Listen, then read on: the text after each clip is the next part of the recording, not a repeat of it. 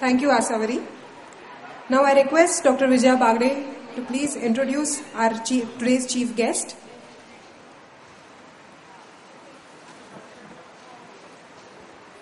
नमस्कार, मी डॉक्टर विजया बागडे आपल्या सर्वांचं पुन्हा एकदा मनपूर्वक स्वागत करते. आज आपल्या कार्यक्रमासाठी प्रमुख पाहुणे म्हणून डॉक्टर संजीव कुमार पाटील उपस्थित आहेत. तरी त्यांच्या कामाबद्दल बोलायचे म्हटले तर माननीय डॉक्टर संजीव कुमार पाटील यांनी आपली MBBSची पदवी 1993 साली BJ वैद्यकीय महाविद्यालयातून प्राप्त केली. त्यानंतर DA अॅनेस्थेशिया ही पदवी 1996 साली मिळवली. सध्या ते सुविधा हॉस्पिटल येथे कार्यरत आहेत. वैद्यकीय क्षेत्रात आघाडीवर असून देखील त्यांनी अभिनय क्षेत्रातही प्रचंड लोकप्रियता मिळवली. वादळवाट, 4 दिवस सासूचे यासारख्या मराठी मालिकेत ते झळकलेत. तसेच आई नंबर 1, साने गुरुजी, वेड्यांची जत्रा, 7/12, कसा बदलला अशा चित्रपटात त्यांनी प्रसिद्धी मिळवली. तरुण तुर्क, म्हातारे अर्क, मोरूची मावशी, बॅरिस्टर, तो मी नव्हेच, क्लीन बोल्ड, शांतेचं कोट चालू आहे अशा बहुचर्चित मराठी नाटकांमध्ये त्यांनी उत्कृष्ट भूमिका साकारल्यात. राज्य नाटक स्पर्धा पुरस्कार व आचार्य अत्रे पुरस्काराने ते सन्मानित आहेत. डॉक्टर आणि ऍक्टर तर ते आहेतच, त्याचबरोबर जीवनाकडे बघण्याच्या सकारात्मक दृष्टिकोनामुळे ते मनशक्ती साधक आहेत.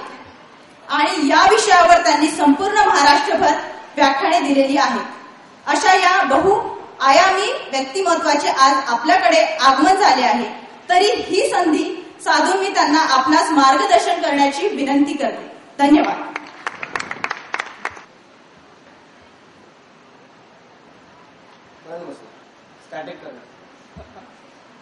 नमस्कार. झोपलेले आहेत ना सगळे? कसं आहे, मला लहानपणापासून असंच सांगितलंय, समोरच्याला नमस्कार, राम राम, सलाम वालेकुम, वालेकुम अस्सलाम, जो बोले सोनिया सत श्री अकाल, हाय म्हटलं की हॅलो म्हणायचं, हाय म्हटलं की मी बाय कधी म्हणलो नाही. त्यामुळे मला अशी सवय, मी नमस्कार केले की समोर पण नमस्काराची एक छोटीशी अपेक्षा आहे मला. नमस्कार. काय जोश नाही वाटत आहे. नाव काय आपल्या फाउंडेशनचं? कुठे मग ते ह्या मुलांमध्येच आहे, पालकांमध्ये नाही की काय? नमस्कार. वाटलं थोडस. कसं आहे, कुठेही काही बोलायला सुरुवात करण्याच्या आधी मुळात भूलतज्ञ असल्यामुळे पेशंटला भूल देण्याच्या आधीच भूल बसलेली नाहीये ना याला, हा जागा आहे ना, जिवंत आहे ना, म्हणून मी आधी कन्फर्म करत असतो की काय परिस्थिती कशी काय आहे. तर सरांनी सुद्धा माझं कौतुक, काय ते बहुआयामी चतुरस्त्र आणि काय काय, आणि या मॅडमने सुद्धा प्रचंड असं काहीतरी माझ्याबद्दल सांगितलं असल्यामुळे साहजिकच असं एक थोडंसं वेगळं प्रेशर आलं माझ्यावर की मी काहीतरी फार मोठं व्यक्तिमत्व आहे. आणि इथे यांनी सांगितली, चित्रपटांची नावं सांगितली, मालिकांची नावं सांगितली, नाटकांची नावं सांगितली. त्यामुळे तुमच्यापैकी बरेच लोक असं विचार करतायत की हा बसून टोपीवाला माणूस पुढे बसला होता, तोच बहुतेक असेल प्रमुख पाहुणा. वर राहतो टोपीवाला आहे म्हणजे तोच असेल बरोबर. आणि त्यांच्या हस्ते सगळे बक्षिसं मिळाले. जेव्हा टोपीवाला म्हणून बसलेला आहे, फक्त कुठल्या सिनेमात काय कुठे ऍक्टर म्हणतायत ते कुठे काय आठवत नाही सर बघितलं तर. मुळात मी टोपी त्याच्यासाठीच घातली. कदाचित चेहऱ्याने काही ओळखलं नाही बाबा, मालिका, सिरियल, नाटक काय पाहिलेलं नाही, आठवत नाही, पण टोपी घातली की कोणीतरी मोठा माणूस आलेला दिसतोय असं म्हणून मी टोपी घातली. असं तुम्हाला वाटतंय का? असं सांगून मी तुम्हाला टोपी घालतोय का? हो म्हणताय तिकडे. हे घ्या. तर सांगण्याचा मुद्दा असा की पहिल्यांदा मी ना कुलकर्णी सरांचं आणि परब मॅडमचं, मराठी चुकलं, यांचा मी आभारी आहे. कारण की इतक्या छान कार्यक्रमाला त्यांनी मला बोलवलं प्रमुख पाहुणे म्हणून. खरोखर चैतन्य बघितलं सुरुवातीपासून. काय मुलींनी काय कन्सेप्ट आहेत, काय कन्सेप्शन आहे, प्रेझेंटेशन आहे, एक्झिक्युशन आहे. मला म्हणजे मी असं म्हणतो की प्रत्येक माणूस हा विद्यार्थी असतो शेवटपर्यंत, आणि मी माझ्यातला विद्यार्थी जिवंत ठेवलेला आहे. असं वाटेल बऱ्याच लोकांना की प्रमुख पाहुणे म्हणजे यांच्याकडनं motivation by doctor Sanjeev Kumar Patil असं लिहिलंय. खरं माझ्या बोलण्यात तुम्ही मुलं किंवा पालक कितपत मोटिवेट होतील मला माहिती नाही, प्रयत्न राहील माझा, पण मी मात्र नक्कीच मोटिवेट झालो या कार्यक्रम बघून की काय मुली विचार करतात, कसं प्रेझेंट करतात, आणि कोण म्हणतंय की हे व्यावसायिक कलाकारांच्या तोडीस तोड नाहीये म्हणून.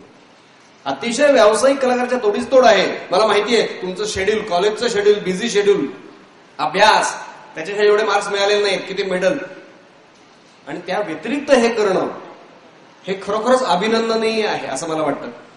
आणि मुळात कुलकर्णी सर किंवा जांभेकर सर, काय गरज आहे हो ह्याचा काही कुठे नियम लिहिलाय का? कॉलेजच्या नियमावलीमध्ये आहे का? कुठे घटनेमध्ये आहे का की असं एक अॅन्युअल गॅदरिंग घ्यायलाच पाहिजे, नाही तर तुमचं सँक्शन कमी होणार, असा काही नियम आहे का? काय गरज आहे या लोकांना? चाललंय ना, मुलं परीक्षेला अभ्यास करतायत, होत आहेत पास, जसं होईल तसं होऊन जाऊ दे. फिजिओथेरपी झालं, आपलं आपलं काम मुलांना शिकवायचं आणि बाहेर पडू द्यायचं. चांगला फिजिओथेरपिस्ट व्हावा, पण चांगला खऱ्या अर्थानं फिजिओथेरपिस्ट व्हावा. मगाशी सर म्हटले, कुलकर्णी सर, सर्वांगीण व्यक्तिमत्वाचा विकास होणं आवश्यक आहे, चांगला माणूस होणं जास्त आवश्यक आहे, आणि म्हणून हे व्यासपीठ आहे, हा प्लॅटफॉर्म आहे असं मला वाटतं. मी एक स्वतः कलाकार असल्यामुळे मला असं वाटतं की बीजे मेडिकल कॉलेज, ससून हॉस्पिटल, जिथे डॉक्टर श्रीराम लागू यांनी ज्या रंगमंचावर अभिनयाचे धडे घेतले दिले, त्याच रंगमंचावर मला सुद्धा काम करायला मिळालं. मी स्वतःला अभिमानी समजतो, नशीबवान समजतो की त्या रंगमंचावर मोहन आगाशे, जब्बार पाटील ही मंडळी जिथे शिकले तिथेच मलाही शिकायला मिळालं. थोडंफार कुठेतरी त्या वेव्स मधनं मला मिळत आलं. तो माझा स्वतःचा वैयक्तिक अनुभव, स्वतः एक कलाकार असल्यामुळे, ते मगाशी एका स्किटमध्ये होतं ना, कल्ला कल्ला, काय बालकपणा होतं ना, कल्ला कल्ला, काय होतं ते, मला सुद्धा उठून कल्ला कल्ला करावं असं वाटत खरंच. कारण की मुळात कलाकार असला तोच कल्ला करू शकतो, आणि तो जो कल्ला करू शकतो केव्हाही त्याला कोणाची सल्ला द्यायची गरज पडत नाही असं मला वाटतं. अभिनय, नृत्य, ह्या ज्या कला आहेत, संगीत, अंगावर काटा राहत सुद्धा माझ्या, असं काहीतरी वेगळं स्पिरिट निर्माण होतं माणसा. सर म्हटले, कुलकर्णी सर, मी खूप टेन्स होतो, इथे आलो, पहिला कार्यक्रम सुरू झाला, मी विसरलो, टेन्शन गेलंच माझं, मिसळून गेलो मी, सगळं भूल गया मैं. संगीतामध्ये एवढी जादू आहे, कलेमध्ये एवढी जादू आहे, अभिनयात एवढी जादू आहे. हे अभिनय, आता तुम्ही फिजिओथेरपिस्ट होत आहात, मी एमबीबीएस झालो, अॅनेस्थेटिस्ट झालो, हे काय मला, हे मी जे तुम्ही एक्स्ट्राचं करताय, हे लोक तुमच्याकडनं करून घेताय, याची गरज काय असं मी सांगतो. यांच्याकडनं तुमच्या अशा अपेक्षा नाहीयेत की तुम्ही फिजिओथेरपी करून नंतर आमिर खान व्हा, शाहरुख खान व्हा, असं करणं अपेक्षित नाहीये. ह्या अभिनयाची कला जी आहे ती माणसाला जिवंत ठेवते. त्याचा कुठे कसा उपयोग होईल, basically it's a team work, coordination आहे. एवढ्या मोठ्या टीमच्या सगळ्या मुलींनी एकत्र डान्स करणं, इकडं ती तिकडे गेली की मी इकडे होणं, ती चुकली तर मी तिला ऍडजस्ट करणं, हे अंडरस्टँडिंग आहे, हे कॉम्प्रोमाइज आहे. ह्या गोष्टी पूर्ण आयुष्यासाठी मला उपयोगी पडतात. जेव्हा एखादा इव्हेंट, एखादं नाटक मी करतो, तेव्हा सगळ्यांना बरोबर घेऊन जायचं जे असतं ना, ते मला आपोआप कोणी धरून शिकवावं लागत नाही. ते मी शिकतो की मला तिला समजून घ्यायचंय, पुढे आयुष्यात मला नवऱ्याला समजून घ्यायचं, मला बायकोला समजून घ्यायचंय, मला आईबाबांना समजून घ्यायचंय, मला सासू सासऱ्यांना समजून घ्यायचंय. हे वेगळं शिकवलं का कोणी? यांनीच शिकवलं, पण ते इनडायरेक्टली शिकवलं. लहानपणापासून आपण अनुकरणच करत असतो ना आपल्या आईबाबांचं. आपण शिकतो कसे, आपली आई आपल्याला शिकवते बोलवायला, आले बाबा चल चल चल चल चल चल चल, चालायला शिकवते आई. सुरुवातीला हाताचं बोट धरून शिकवावं लागतं आपल्याला, पण नंतर आपण अनुकरणातलं शिकतो. त्यामुळे काही लोक म्हणतात, अहो आमचं पोरगं फार बोबडं बोलतो. कोण बोलतो? तुम्हीच बोलत होता ना, आले माझ्या बाबल्या, आले हे चल चल चल चल चल, ते लस म्हणत राहतो, त्या लच लांबचा लांबच राहतो, राम फार उशिरा होतो, आपणच करतो त्याला. तर आपण छान अनुकरण करतो इनडायरेक्टली. ह्या कॉलेजने, या सरांनी, मॅडमनी हा प्लॅटफॉर्म उभं करून देणं. माझ्या स्वतःच्या वैयक्तिक प्रॅक्टिसमध्ये मला लोखंडे मॅडम साक्षीदार आहेत. 1997 साली मी या पिंपरी चिंचवड परिसरामध्ये अॅनेस्थेटिस्ट म्हणून प्रॅक्टिस सुरू केली.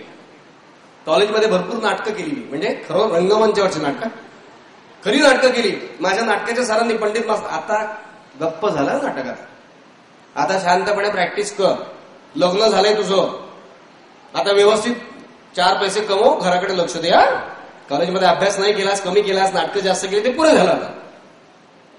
पण माझं नशीबच चांगलं होतं. मग सुरू केलं अॅनेस्थेटिक्स म्हणून प्रॅक्टिस सुरू केली. इकडे तिकडे जायला लागलो. अचानक एक सर्जन भोसरीचे ते म्हणे, चल आपल्याला खेडला जायचं प्रॅक्टिसला, म्हणून खेडला एका अपेंडिक्सच्या ऑपरेशनसाठी गेलो त्यांच्याबरोबर. त्यांच्याच गाडीतनं गेलो. अरे कुठला तू? बीजे मेडिकल. अरे मी पण बीजे मेडिकल. कुठली बॅग? ही अशी अशी बॅग. हो का? अरे अरे मग तू यांना फणसळकरला ओळखतोस का? डॉक्टर फणसळ. हो का? अरे मग त्याचं नाटक मी बसवलं होतं. म्हटलं सर त्यांच्या नाटकात मी पण काम केलंय. तू नाटकात काम करतोस? हो. अरे मी पण नाटकात काम करतो. काय नाही, सुरू झालं. अरे मग आपलं पिंपरी चिंचवड डॉक्टर असोसिएशन एक असोसिएशन आहे, त्यांचं गॅदरिंग असतं, आपण एक नाटक करूया. इच्छा माझी पुरी करा.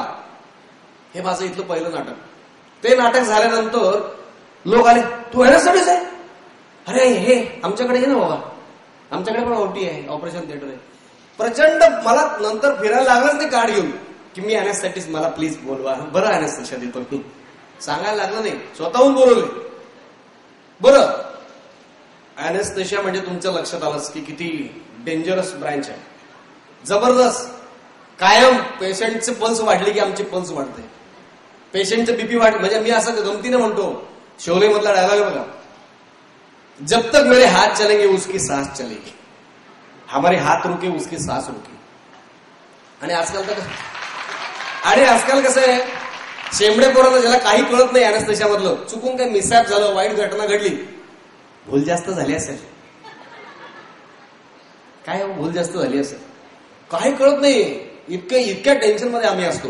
पण मग नाटक ही माझं रिलॅक्सेशन होतं. मी रिलॅक्स राहायचो. आमचे काही सर्जन मला म्हणायचे, याला मी अॅनेस्थेशियाचे पैसे देत नाही, एंटरटेनमेंटचे पैसे देतो. कारण की हा मला हसवतो, रिलॅक्स ठेवतो. पेशंटचं बीपी कमी हो काय हो हा स्वतः सहन करतो आणि आम्हाला समजू देत नाही. सांगण्याचा उद्देश असा की ही जी कला आहे ती आपल्या व्यवसायात सुद्धा आपल्या उपयोगी पडते. तुम्ही स्वतःला कसं प्रेझेंट करता, तुमचं व्यक्तिमत्वचा विकास कसा होतोय हे फार महत्वाचं आहे. मुळात आपण एक व्यक्ती आहोत. व्यक्ती म्हणजे काय? व्यक्ती म्हणजे काय हो? व्यक्ती म्हणजे माणूस असं म्हणू नका. कारण की मी विचारलं माणूस म्हणलं की तुम्ही म्हणत परत व्यक्ती. व्यक्ती म्हणजे जो व्यक्त होतो तो. आपण व्यक्ती म्हणून जन्माला आलेलो आहोत. मला व्यक्त व्हायलाच पाहिजे. फिजिओथेरपिस्ट मी होईलच. चांगला अभ्यास केला, चांगले मेडल मिळतील, नाही तर कमी होईल, नापास होईल, पुढच्या वेळा पास होईल. रडत कडत आषाढी कार्तिकी करत मी फिजिओथेरपिस्ट होईल. पण माझ्यातला माणूस जिवंत आहे का? माझ्यातला व्यक्ती जिवंत आहे का?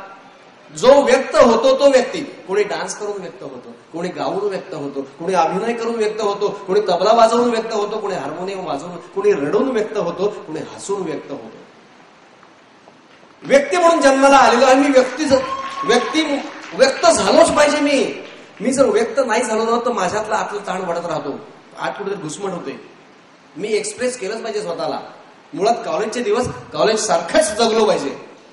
आता नाही मजा केली तर केव्हा करणार? लग्न झाल्यावर मुलींचं तर फारच प्रॉब्लेम, बंधनच येतात आपले.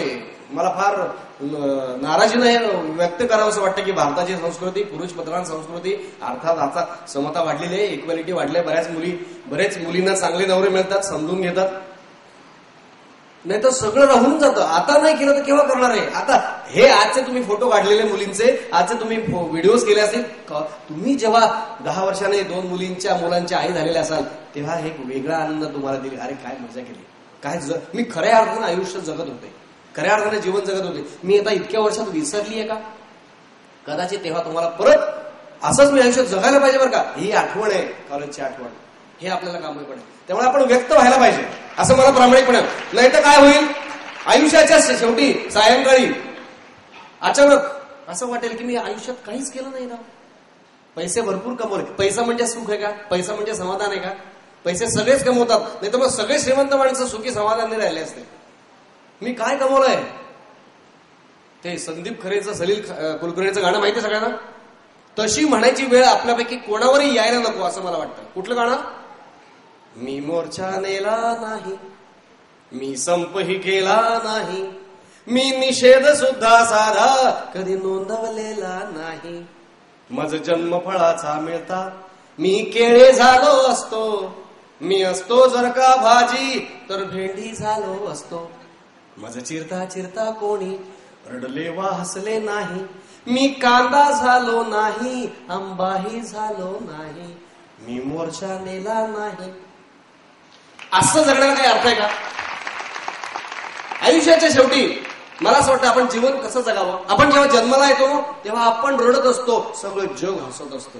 आणि मरताना असं मरावं की आपण हसलो पाहिजे आणि लोक सगळं जग रडलं पाहिजे आपल्यासाठी. असं आपण जीवन जगावं, तर आपल्या जगण्याला काहीतरी अर्थ आहे. नाही तर हे जीना मी कोई जीना आहे लल्लू असं म्हणायला लागायला नको. एवढं मला आवर्जून सांगावं वाटतं. आता हा नट आलेला आहे, हा काहीतरी अभिनेता आहे, काहीतरी तुमची अपेक्षा असेल असं गृहीत धरून मी काहीतरी तुम्हाला एक गाणं आणि काहीतरी डायलॉग्स म्हणून दाखवतो, म्हणजे तुमचा विश्वास बसेल की नाही हे खरोखर ऍक्टर दिसत आहेत बरं का. नाही तर उगाच परम मॅडम आणि कुलकर्णी सरांना काय कोणाला बोलत आपलं काहीतरी काय चांगलं मिळालं नव्हतं का कोणी, हा ओळखीचं नाही काय नाही, आपलं उगाच ते म्हणले म्हणून आपला विश्वास ठेवायचा काय. हा सुरुवातीला ते बोलले, लोखंडे मॅडमला विचारू शकता हो अॅनेस्थेटिस्ट आहेत का ते खरंच. बरेच लोक मला डॉक्टरच समजत नाही, त्यात पोज एवढी डॉक्टर आहात तुम्ही. काहीतरी लोकांची अशी समज असते डॉक्टर म्हणजे असं गंभीर.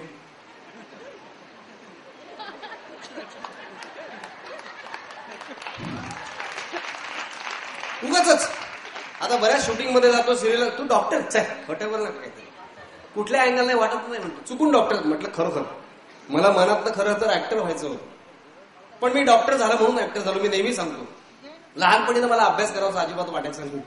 वडिलांची गाडीचा आवाज आला की मी अभ्यासाचं पुस्तक घेऊन बसायचो, पण ती भीती तो आदर होता म्हणून मी डॉक्टर झालो. आणि लहानपणी नुसते पाहुणे आले की मी लपायचो.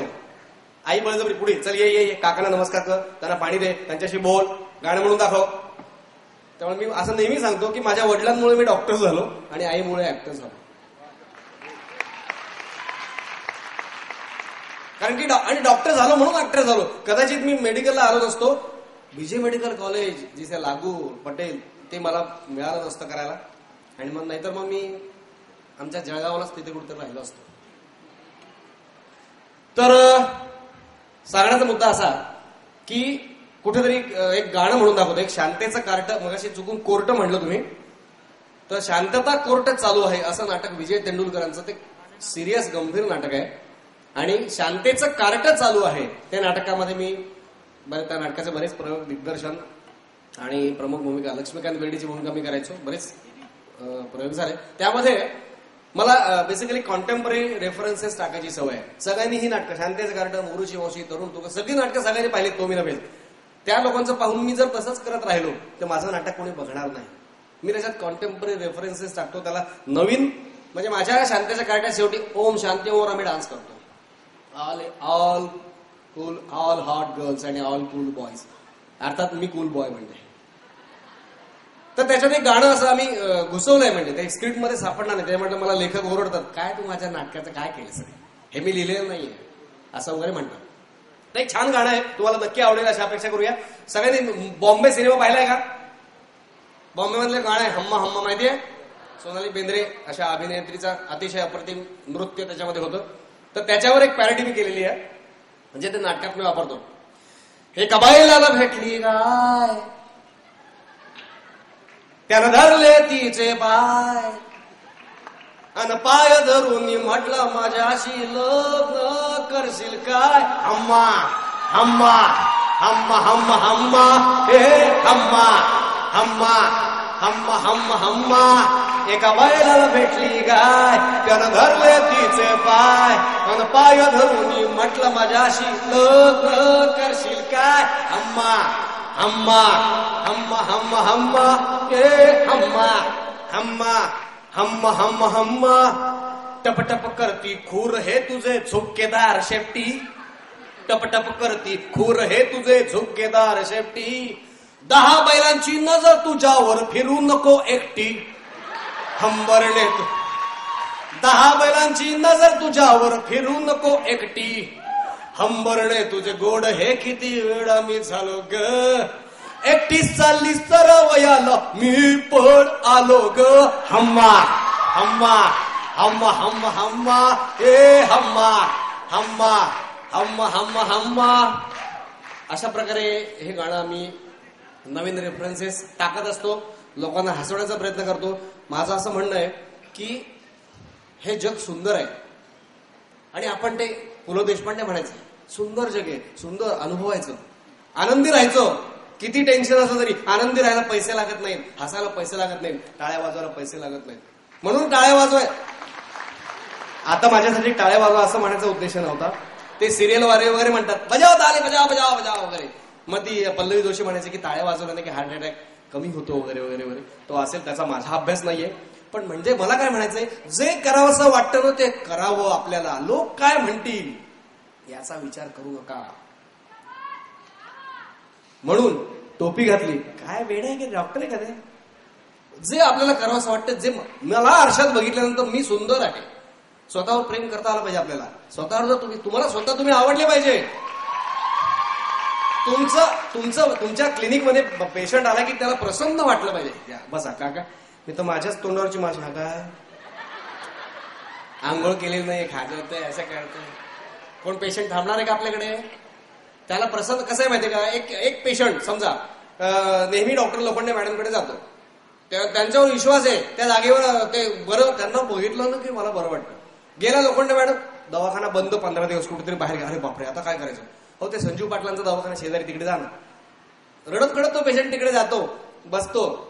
तो पेशंट सगळं तपासतात डॉक्टर पाटील, त्यांना काहीतरी गोळ्या औषधी देतात, ते गोळ्या घेतात. काय बरं वाटत नाही. 15 दिवसांनी लोखंड, मॅडम तुम्ही कुठे होता? काय